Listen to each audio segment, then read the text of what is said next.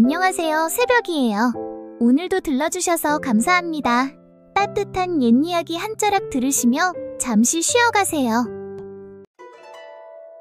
아이고, 다들 보는 눈은 있구만 그려? 부채를 쫙 펴들고 걷는 청년의 입가에 자화자찬이 묻어났다. 조선 후기 충청도 어느 고을. 그곳에선 잘생기고 똑똑한 양반집 자제 차은수를 모르는 이가 없었다. 그가 골목을 지날 때마다 처녀들은 수군거렸고 아이들은 그 뒤를 졸졸 따라다녔다. 아이고야, 저 인물 좀 봐라. 도련님 인물은 조선팔도 어디 내놔도 빠지질 않겠네. 근데 지 잘난 건 또 귀신같이 알아가지고 콧대가 하늘을 찌르잖아. 누군가는 그를 기와마을의 별이라 불렀고 누군가는 콧대 높은 도련님이라 했다. 사람 눈이야 다 거기서 거기라 했지만 나처럼 눈부신 인물은 아무리 감춰도 들통나는 법이지. 그날 밤 은수는 등잔불 앞에서 붓을 들고 있었다. 붓끝이 종이를 스치자 글줄이 물 흐르듯 흘렀다. 그는 붓을 내려놓으며 스스로 감탄했다. 나 참, 이놈의 글씨마저 완벽하다니. 너무 잘 써서 시험관 나으리가 놀라 자빠지려나? 문틈으로 고개를 내민 은수의 부친이 낮은 목소리로 말했다. 은수야, 글이 아무리 좋아도 교만하면 화를 부르는 법이니라. 은수는 희죽 웃으며 부채를 들어 보였다. 예, 아바마마. 뭐 화가 오면 이놈의 부채로 막으면 되죠. 생각보다 제법 단단하옵니다. 그 말에 부친의 얼굴은 굳었고 은수는 거울을 들여다보며 혼잣말을 했다. 이 얼굴이면 장원급제감 아닌가? 그 웃음은 자만으로 반들거렸고 그날 밤 별빛도 그 콧대를 피해 살짝 비켜갔다. 며칠 뒤 아침 은수는 말에 올라 한양으로 향할 채비를 마쳤다. 마을 사람들은 길가에 나와 손을 흔들었다. 도련님, 꼭 급제하셔야지요. 은수 도련님이야. 시험관 나으리가 안 뽑을 수 없죠. 우리 고을에 장원급제 하나 나왔으면 좋겠수다. 은수는 가끈을 매만지며 부채로 입을 가리고 웃었다. 그리고는 말고삐를 휘익 당기며 말했다. 다들 집에나 돌아가시구려. 급제 소식은 한 달 안에 들릴 것이오. 아니, 보름이면 조카제. 말을 몰아 먼지 속으로 사라지는 은수의 뒷모습을 보며 마을 사람들은 고개를 저었다. 도련님이 재주는 있는데 교만이 너무 심하다니까. 그러니까 사람 일은 모르는겨. 저리 잘난 척하다가 누가 알아. 오늘은 가끔 단단히 맸다 해도 내일은 바람에 풀릴 줄 모르는 법이제. 말발굽 소리만 울리는 길 위에서 은수는 여유롭게 콧노래를 불렀다. 나 같은 인물 천하에 또 있을까? 하하하하. 그 웃음소리가 산을 넘고 들을 넘어 한양을 향해 퍼져나갔다. 며칠을 달려 한양에 당도한 은수는 가끈을 매만지며 과거 시험장으로 향했다. 이래서 한양 하는겨. 공기부터 벼슬 냄새가 진동을 하는구먼. 그의 눈에 비친 한양은 요란했다. 사람들 발자국, 장터의 냄새, 까치 울음까지 모든 것이 자신을 환영하는 듯했다. 세상이 나를 중심으로 돌아가는디 오늘은 하늘까지 내 편이구먼. 길을 걷다 주막 앞을 지나는데 주모가 물동이를 들고 나오다 그를 보고 깜짝 놀랐다. 아이고, 도련님, 어찌나 인물이 훤하신지.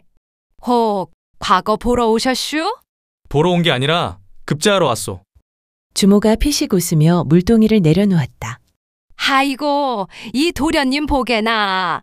자신감이 하늘을 찌르는구려. 그래도 과거가 어디 쉬운 일인감요? 은수는 부채로 코끝을 톡톡 치며 말했다. 쉬운지 어려운지는 시험관 나으리가 내 글 보고 판단하시겠지. 나는 그저 붓을 놀릴 뿐이오. 입꼬리를 올리며 거만하게 지나가는 은수의 뒷모습을 빤히 바라보던 주모가 한마디 던졌다. 참말로 인물 구우면 뭐하나. 싸가지는 된장독에 빠졌구만. 시험장 앞은 인산이 내었다. 선비들이 붓을 쥐고 중얼거리는 소리가 웅성거렸다. 그때 어디선가 소리가 들려왔다. 하늘이 점지한 인재만 급제한다더라. 은수는 코웃음을 치며 중얼거렸다. 하늘이 점지한 인재라면 그건 바로 나 차은수 아니겠소? 옆에서 수염이 허연 선비가 눈을 흘겼다. 젊은 양반, 교만은 스스로 화를 부르는 법이요. 은수는 부채로 입가를 가리며 웃었다. 어르신, 교만이 아니라 자신감이라 하는 거요. 말만 달라도 뜻은 천지차이 아니겠소? 그 말에 수염 선비는 코웃음을 치며 돌아섰다. 은수는 그 뒷모습을 보며 혀를 찼다. 참나, 저런 늙은이들이 날 가르치려 드는겨? 나이만 먹었다고 어른인가? 드디어 시험이 시작되었다. 은수는 붓을 들며 미소 지었다. 먹물이 종이에 닿자 글줄이 물처럼 흘렀다. 문장이 스스로 솟아나고 손끝은 춤을 추듯 놀았다. 이 정도면 시험관이 감탄사 한 서너 번은 하겠지. 허허. 옆자리 선비는 땀을 흘리며 붓대를 깨물고 있었다. 은수는 힐끗 보며 속으로 중얼거렸다. 저런 자들이 나랑 같은 시험을 친다니 세상 참 불공평하구먼. 답안을 접으며 그는 스스로 감탄했다. 내 글재주에 내가 놀란다니까? 그때 머리 위로 까마귀 한 마리가 깍 소리내며 지나갔다. 은수는 얼굴을 찡그리며 고개를 들었다. 어휴, 재수없게 뭐여? 나 참. 하필 이때 날아가냐? 그때까진 몰랐다. 그 울음소리가 앞으로 벌어질 일의 서막인 줄은. 며칠 동안 이어진 시험이 끝나고 은수는 굶주린 배를 부여잡고 장터로 향했다. 장터 어귀 대장간에서는 불길이 활활 타오르고 있었다. 쇠를 달고는 불빛이 붉게 번지며 망치질 소리가 장터를 울렸다. 은수는 부채를 흔들며 그 앞을 지나가고 있었다. 그가 콧노래를 흥얼거리던 찰나 대장장이가 이글거리는 쇳덩이를 집게로 들고 망치를 내리쳤다. 그런데 그 순간 불똥이 퉁 튀더니 이글이글한 쇳조각 하나가 휙 하고 공중을 갈랐다. 그 조각은 바람을 가르며 빙글 한 바퀴 돌다가 하필이면 은수의 정수리를 딱 하고 후려쳤다. 순간 은수의 눈앞에 별이 수십 개 터지더니 그대로 뒤로 고꾸라졌다. 두 팔은 벌려지고 갓은 허공을 돌며 나부꼈다. 그의 입에서는 마지막으로 한마디가 새어나왔다. 이게 뭔 날벼락이여. 그리고 그대로 땅바닥에 쿵 하고 쓰러졌다. 아이고야! 불덩이가 사람 머리를 쳤다! 세상에, 숨은 붙었는겨? 살았나 기척 좀 봐라. 대장장이가 눈을 부릅떴다. 이거 참 환장하겠네. 내가 쇠 대신 사람 머리를 두들겼단 말이오? 그 사이 은수는 하늘을 멍하니 바라보며 중얼거렸다. 이게 뭔... 그 말을 끝으로 은수의 몸은 축 늘어진 채 정신을 잃었다. 부채는 허공을 돌며 장터 한복판에 떨어졌다. 그날 세상 잘난 차은수는 그렇게 머리에 쇠를 맞고 세상 못난 바보가 되어버렸다. 얼마나 시간이 흘렀을까. 은수의 귓가에 장터의 소음이 아지랑이처럼 피어올랐다. 그는 천천히 눈을 떴다. 눈앞은 온통 하얗게 번져 있었고 머릿속은 텅 비어 있었다. 여기가 어딘디요? 자신의 목소리조차 낯설었다. 입에서 흘러나온 말은 어눌했고 혀끝은 제멋대로 꼬였다. 그는 천천히 몸을 일으키려다 비틀거렸다. 갓은 옆으로 기울고 부채는 저만치 굴러가 있었다. 손끝에 잡히는 게 없자 그는 멍하니 주변을 두리번거렸다. 사람들이 웅성였다. 이런, 머리에 불덩이를 맞았는데 살아났네. 저 양반, 눈이 허옇게 돌아버렸어. 그 쇳덩어리를 맞고도 숨이 붙어있다니 이거야말로 천운이여. 그때 한 마리 닭이 그의 앞을 꼬꼬댁하며 지나갔다. 은수는 그 닭을 보자마자 두 눈을 반짝이며 활짝 웃었다. 멍멍, 이리 오유. 멍멍이 착하지. 헤헤헤. 사람들이 폭소를 터뜨렸다. 하하하! 닭을 보고 멍멍이라 허네. 아이고, 그 잘난 도련님이 바보가 됐구만. 은수는 그 말도 못 알아듣고 닭을 향해 두 팔을 쫙 벌리며 깔깔 웃었다. 허허허. 잡았다 멍멍이. 닭은 놀라 날개를 퍼덕이며 달아났고 은수는 비틀비틀 그 뒤를 쫓았다. 발이 꼬여 그대로 앞으로 고꾸라지자 땅바닥에서 흙먼지가 풀썩 일었다. 그가 흙바닥에 엎드린 채 실실 웃었다. 헤헤. 하늘이 왜 이렇게 도는 거요? 주변 사람들이 걱정 반, 웃음 반으로 다가왔다. 아니, 선비 양반, 괜찮은 거요? 은수는 허공을 보며 배를 쓰다듬었다. 아줌니, 지 배고파요. 밥 좀 주시오. 히히히히. 사람들은 서로 마주보며 피식 웃었다. 그 잘난 양반이 이제는 장터의 바보가 되어버린 것이었다. 은수는 자기가 누군지도 왜 여기에 있는지도 알지 못했다. 그저 침을 질질 흘리며 깔깔 웃는 5살 아이 같은 사내만이 그 자리에 남아있었다. 그날 이후 은수는 한양장터의 꽃거지가 되었다. 머리는 불에 그슬린 듯 여기저기 타들어갔고 도포자락은 재와 먼지로 얼룩져 있었다. 장터 주모가 구멍난 낡은 옷을 은수 앞으로 휙 던지며 말했다. 허참, 그 잘난 인물도 머리에 돌 한 방 맞으니 사람 꼴이 이 지경이 되는구먼. 이제 그 고운 가시랑 도포는 벗어두고 이거나 걸쳐봐. 지금 네 꼴엔 요 옷이 제격이여. 은수는 그 옷을 받아 입더니 입꼬리를 올려 실실 웃었다. 이거 지 주는 거예요? 참말로 고맙구먼요. 그날부터 은수는 매일같이 장터를 돌아다녔다.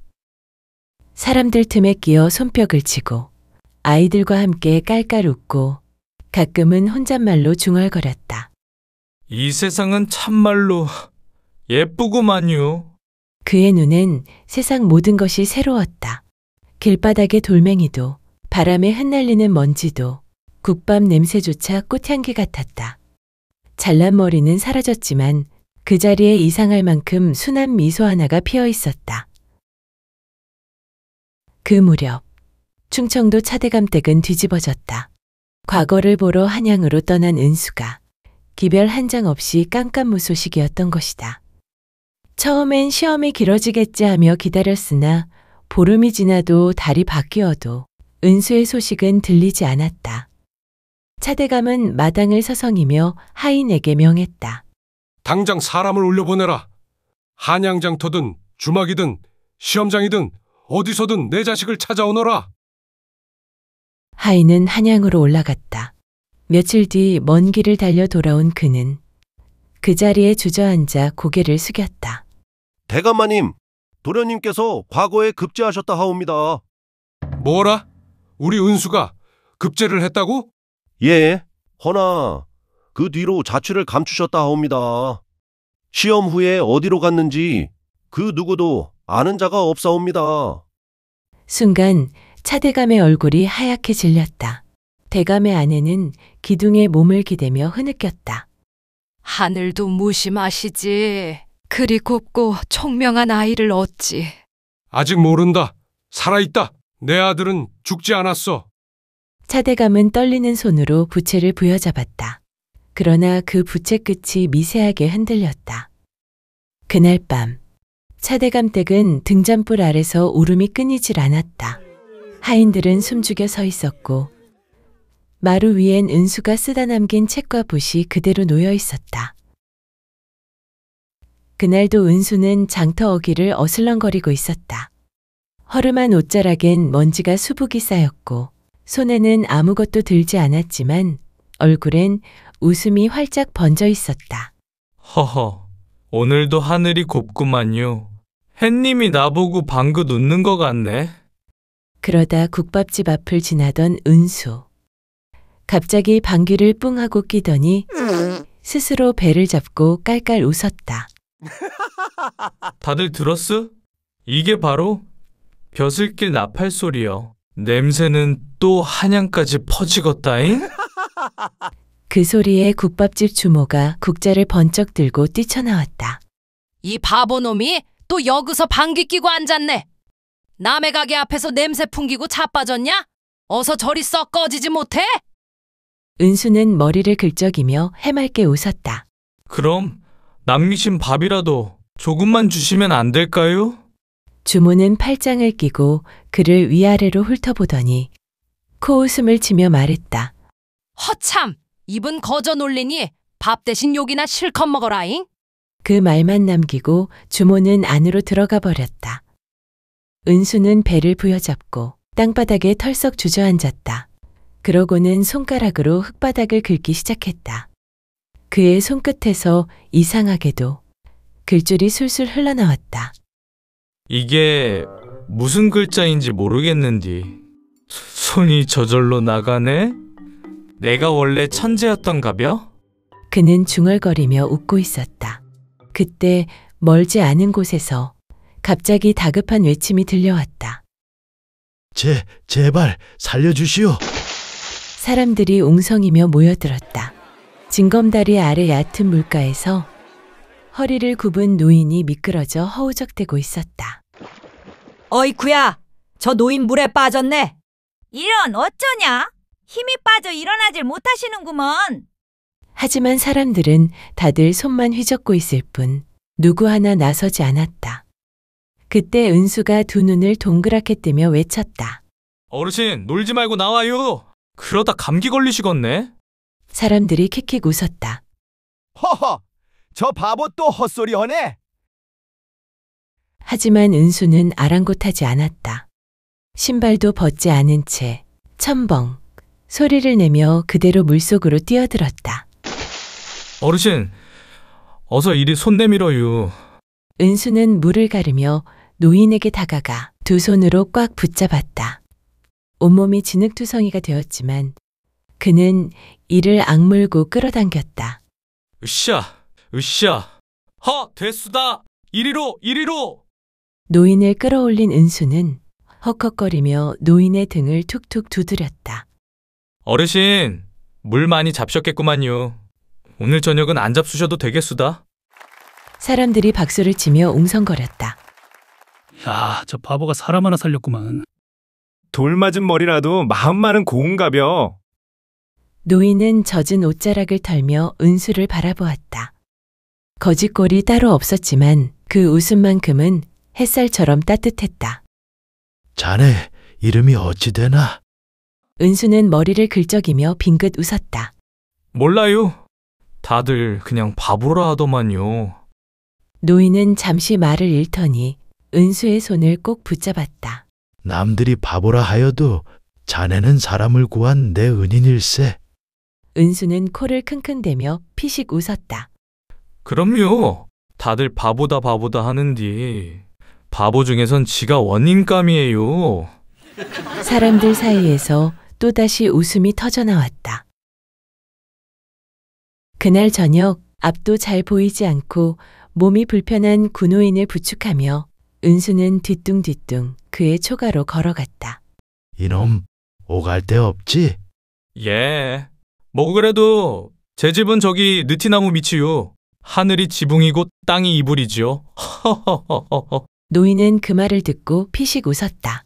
목숨을 살려준 사람을 그냥 보낼 수야 있나? 오늘은 우리 집에서 하룻밤 묵어가세. 그때 초가마당에서 장을 퍼던 처녀가 눈을 동그랗게 뜨며 걸음을 멈췄다. 할아버지, 이분은 누구세요? 구노인은 빙그레 웃으며 말했다. 내가 개울가 다리를 건너다 발을 헛디뎌 빠졌는데 이 총각이 날 구해줬지 뭐냐? 소다미는 놀란 눈으로 은수를 바라보았다. 얼굴은 진흙투성이요, 옷은 걸레짝이었지만 그 속에서 번뜩인 눈빛 하나에 소담의 가슴이 덜컥 내려앉았다. 은수는 코를 킁킁대며 말했다. 밥 냄새가 구수하니 참 좋구만요. 소다미는 피식 웃으며 작게 중얼거렸다. 흙 묻은 얼굴이 어찌 저리 환하대?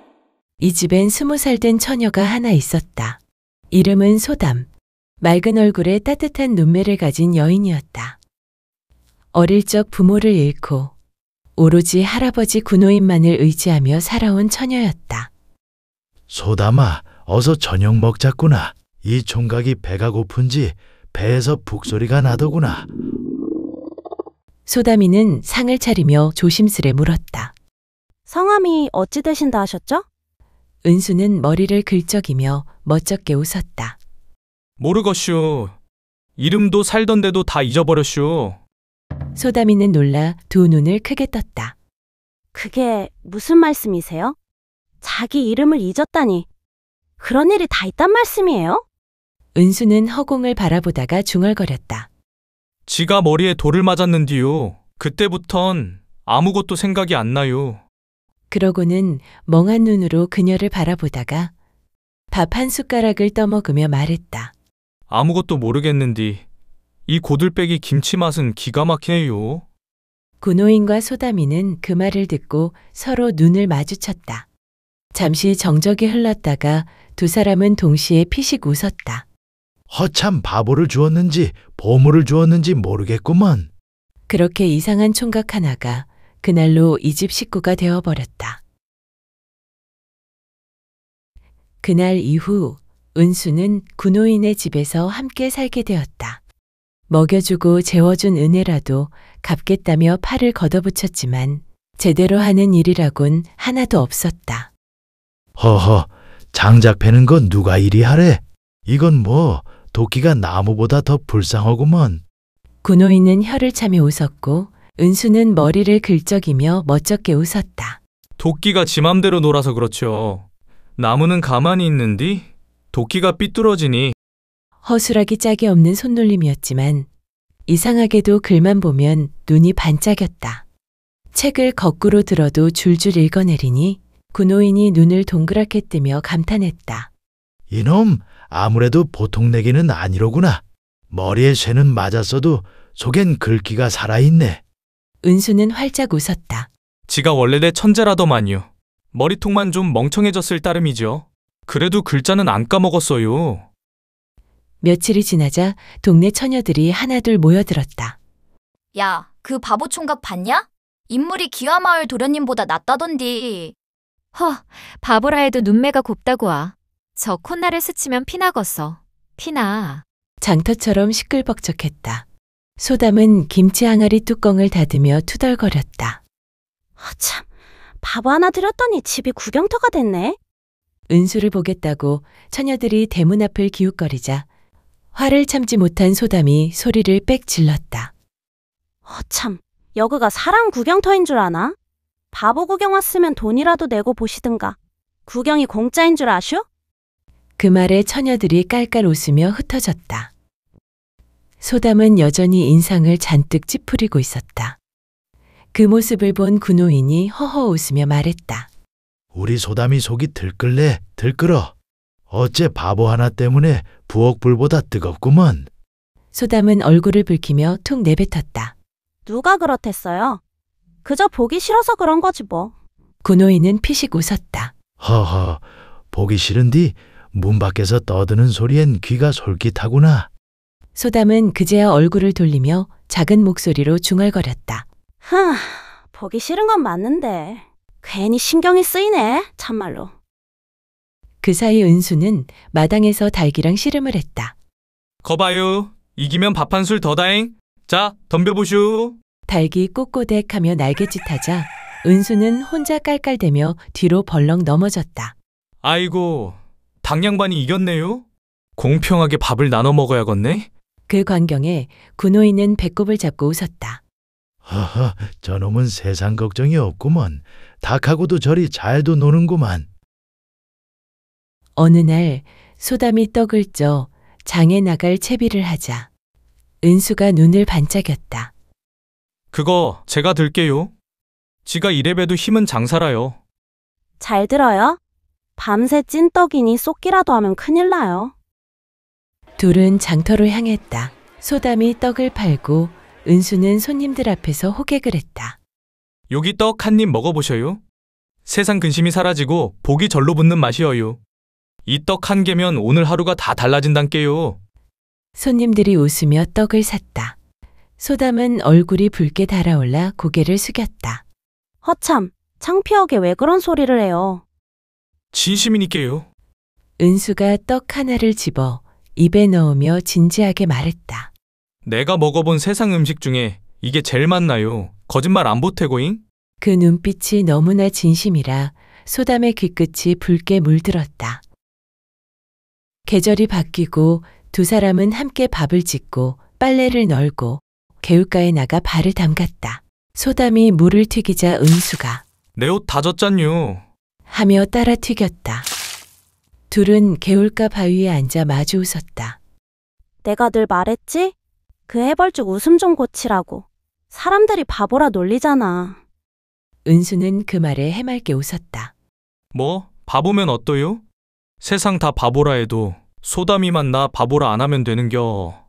그것만으로도 충분허요. 며칠 뒤 하늘이 무너질 듯 비가 퍼부었다. 군호인이 장에 나간다고 하자 은수가 벌떡 일어났다. 어르신, 지가 다녀올게요. 두부 한 모랑 무한하면 되죠? 그러나 산길은 생각보다 험했다. 빗물에 흙길이 질퍽거렸고 은수는 미끄러운 바위에서 발을 헛디뎠다. 아이고! 비에 젖은 흙길을 대굴대굴 굴러떨어진 은수. 두부 보자기는 공중에 날렸고 문은 저 아래로 굴러갔다. 비는 그치지 않았고 그 뒤로 아무 소식도 없었다. 그날 밤 소담과 군호인은 초가 안에서 두 손을 꼭 모았다. 제발 무슨 일 없어야 할 텐데. 소담의 목소리가 떨렸다.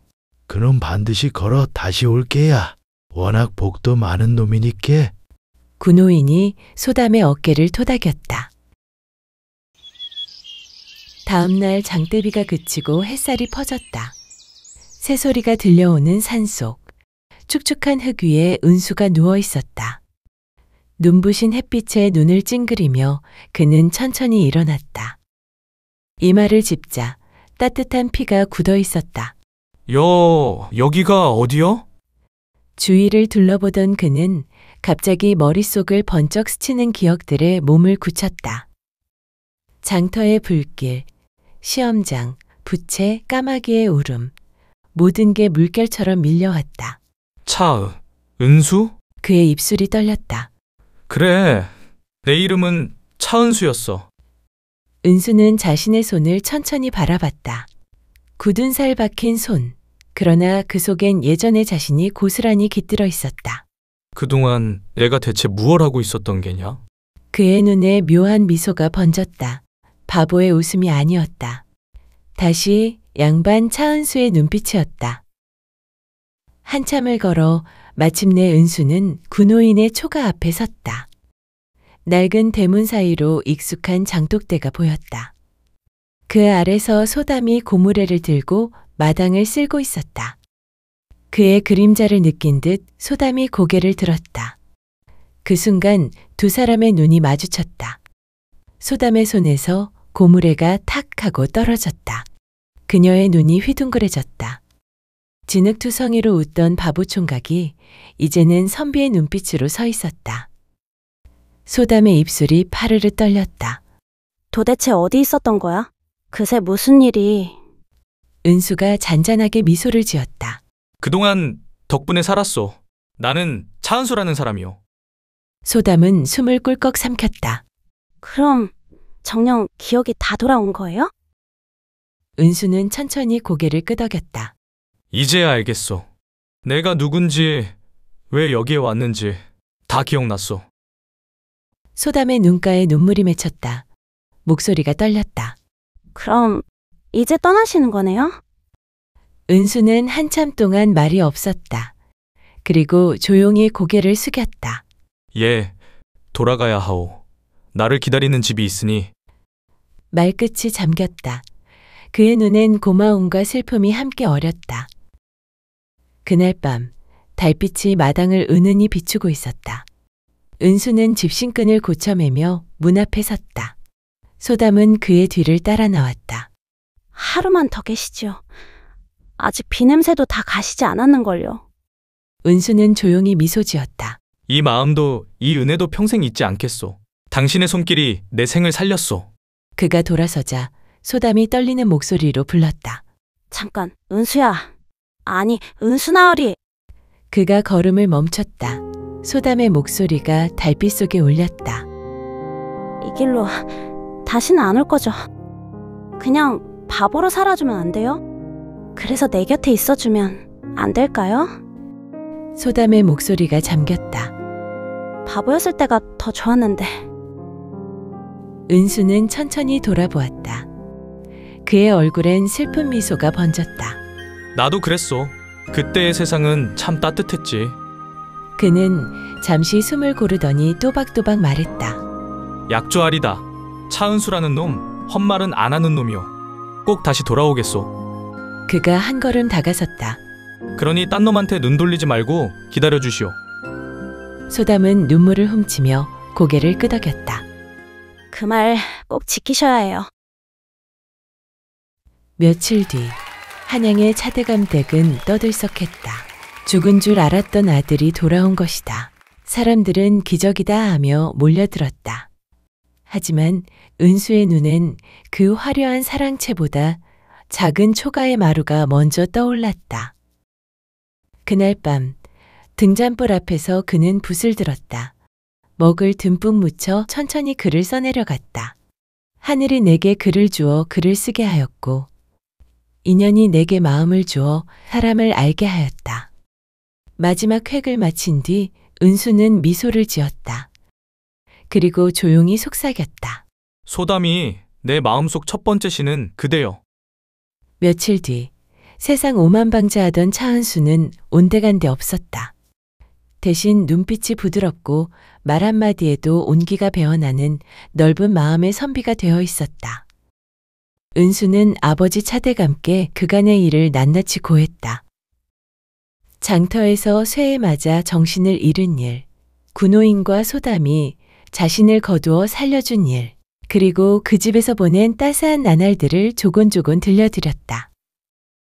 차대감은 한동안 말이 없었다가 천천히 부채를 내려놓았다. 머리에 돌을 맞았다더니 이놈 돌로 정신이 든 모양이로구나. 허허허. 뒤에 서 있던 하인들이 킥킥거리며 수군댔다. 그래요. 이제야 사람 됐지 뭐야.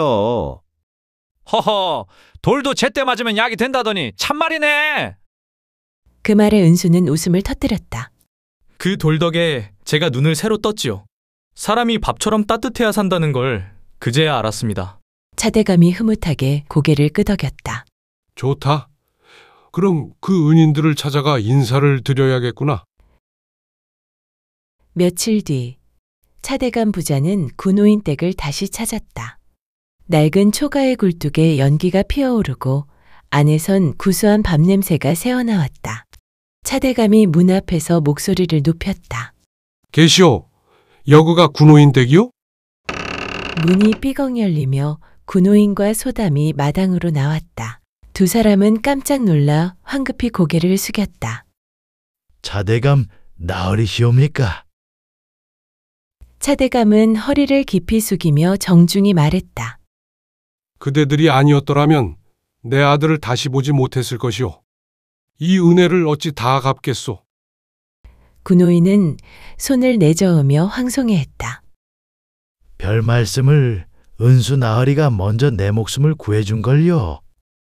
우린 그저 받은 은혜를 갚았을 뿐이옵니다.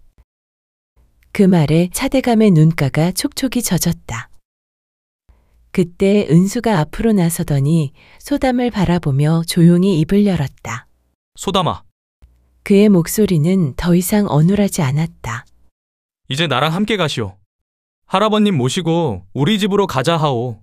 소담은 깜짝 놀라 얼굴이 새빨개졌다. 아니요. 그럴 순 없어요. 저희는 평민이옵니다. 양반댁 문턱을 넘는 게 어디 쉬운 일인가요? 그때 차대감이 호탕하게 웃음을 터뜨렸다. 이놈이 그대들 아니었으면 벌써 저승길 갔을 터인데 무슨 평민이 어쨌다는 게요. 내겐 벼슬보다 은인이 귀하오. 신분 따위 허울은 이 집 문 안에서 필요 없소이다. 군호인은 감격에 겨워 눈시울을 붉혔다. 대감 나으리 이런 황송한 말씀을 다 하시니 몸둘 바를 모르겠소. 그때 은수가 소담의 손을 조심스레 잡았다. 봤지요? 그가 살짝 웃으며 말했다. 내가 장원급제한 놈이라니까요. 바보가 돼도 글은 술술 읽었잖요. 소담이 웃음을 터뜨리며 손을 툭 쳤다. 참 또 시작이네. 잘난 체는 돌에 맞아도 안 죽는다니까요. 차대감은 그 모습을 보고 흐뭇하게 웃었다. 허허허, 이번엔 그 잘난 체가 귀엽구나. 이 아비가 보기에도 말이야. 해가 저물었다. 초가마당엔 따뜻한 밥 냄새가 감돌고 군호인과 차대감 그리고 은수와 소담이 한 상을 둘러앉았다. 차대감이 술잔을 들며 말했다. 오늘은 좋은 날이요. 아들도 돌아왔고 은인들도 만났으니 이보다 더한 경사가 어디 있겠소. 군호인도 잔을 받으며 고개를 숙였다. 과분한 대접이옵니다. 나으리. 은수는 소담을 바라보며 조용히 말했다. 예전엔 세상이 내 중심인 줄 알았소. 그런디 이젠 그대 하나면 좋카오. 소담이 부끄럽게 고개를 숙였다. 그 말 참말이죠? 참말이지. 이번엔 돌이 아니라 하늘이 내린 복이오. 군호인이 웃으며 잔을 높이 들었다. 허허, 그럼 오늘은 돌 대신 술잔을 부딪힙시다. 네 사람의 웃음소리가 초가를 가득 채웠다. 그렇게 세상 잘난 양반 차은수는 세상에서 가장 따뜻한 사람으로 돌아와 진짜 장원을 이루었다.